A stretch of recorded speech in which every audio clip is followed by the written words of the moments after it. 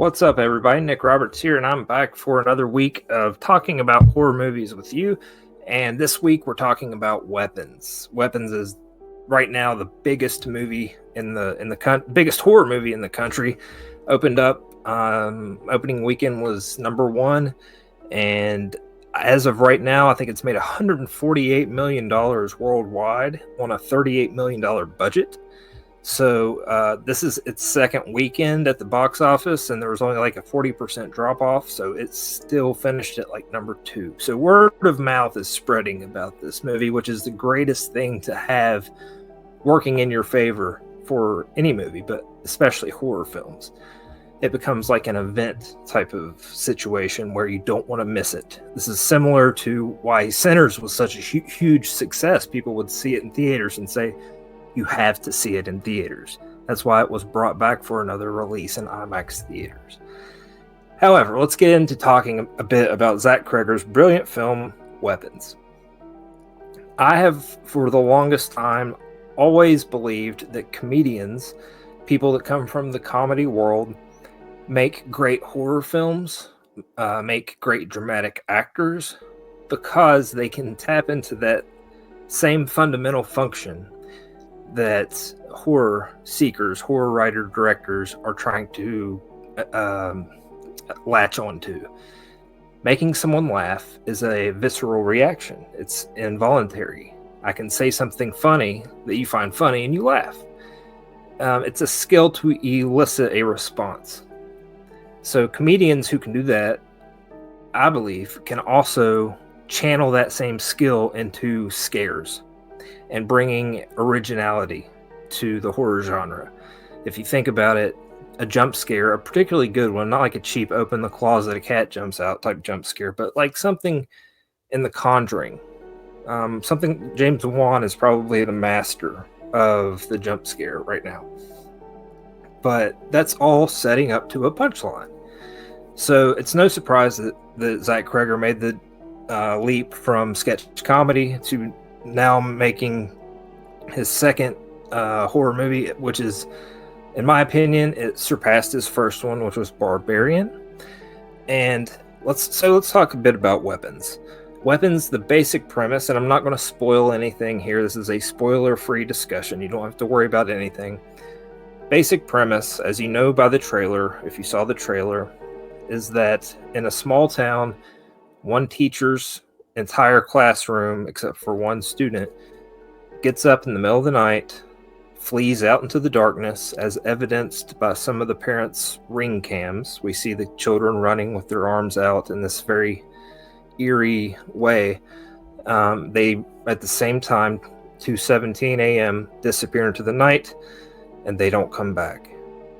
So that kind of sets up, that's the basic premise of what this film is. That's all I knew going into it, because I avoided trailers like the plague. I stayed off social media. I didn't want to know anything else about this film, and I was disappointed that I didn't get to go for the Thursday night showing. This tells you how much of a movie nerd I am.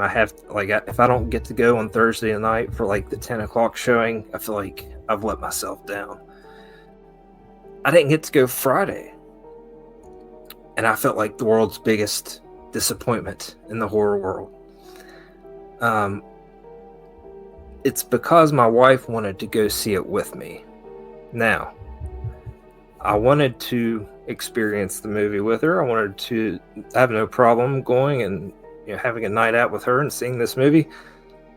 But we have kids. It's logistical stuff that crops up. Bear in mind, she's not the biggest horror fan like I am. So she said, well, we can see it in a couple of weeks. Saying that, to me, when a brand new horror film with this much buzz opens, and I see all these other people seeing it, is the equivalent to her, who is a huge Taylor Swift fan, of me saying, hey, did you see the new Taylor Swift album just dropped? Wait 2 weeks before you listen to it. I made that analogy, and I got the death stare. So I don't recommend doing that. I'm just saying that was my experience. But I guilted her into giving me the go-ahead to sneak out at 10 o'clock at night on Saturday of opening weekend, and I saw it. And she got to see it this past weekend with our son, and they had a great time. So happy endings for everybody. That came out weird. But yeah, so Weapons. Amazing performances. What starts out with that simple premise it's sort of misleading in that this is kind of a sprawling epic in terms of how many characters are involved in this mystery, and it's not traditionally told. People have compared it to Pulp Fiction in terms of structure. I compare it more to like Magnolia, Paul Thomas Anderson's masterpiece, in that it explores a scenario from different characters' perspectives. Now, what I also did not anticipate was how funny it was going to be, which I should have, because there are elements of Barbarian that are hilarious. And when I went in and watched Weapons, the theater was packed, first of all, at 10 o'clock, late night showing, and everyone was dying laughing, and then there was like sudden gasps.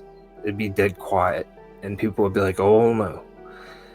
So that's when I knew that Cregger has like tuned in to this frequency where he can manipulate his audience, and that's the hallmark of a great director. So I am thrilled to see what he does in the future.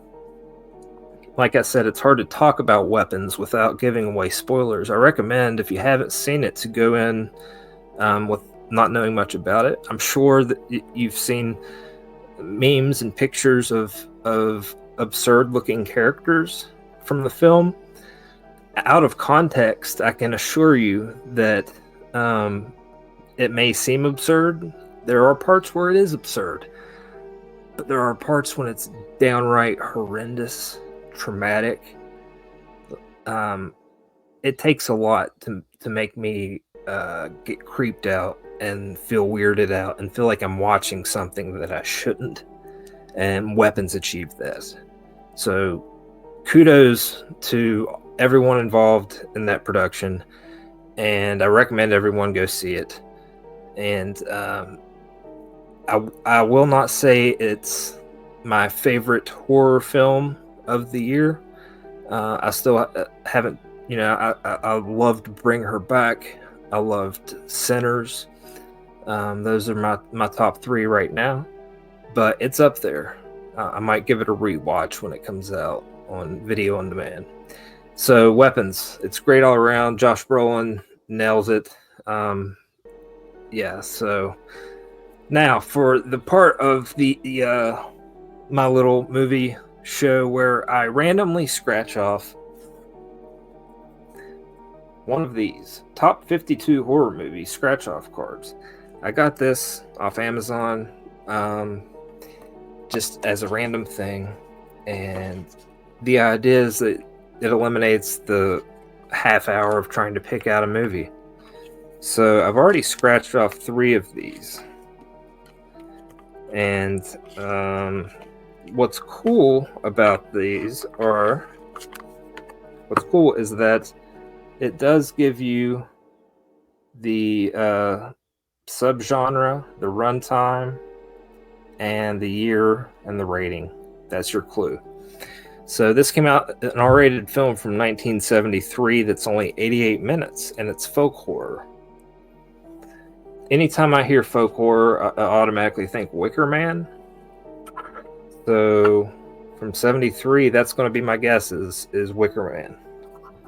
Not the Nicolas Cage movie.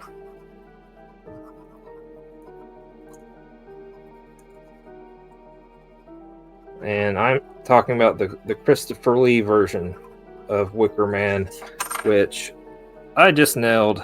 There we go. If you have not seen The Wicker Man, and you consider yourself a horror fan, I would say that this is essential viewing.